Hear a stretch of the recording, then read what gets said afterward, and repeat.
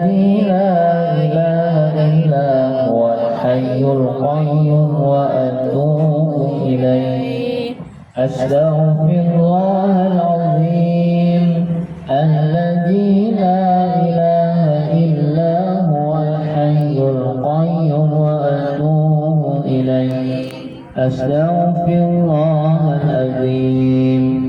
الذي لا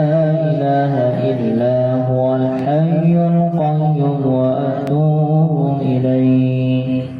إلى حضرة النبي المصطفى محمد رسول الله صلى الله عليه وسلم وعلى آله وأصحابه وذرياته وقرباته وأهل البيت أجمعين ولكافة الأنبياء والمرسلين سيؤلل لهم ولهم الفاتحة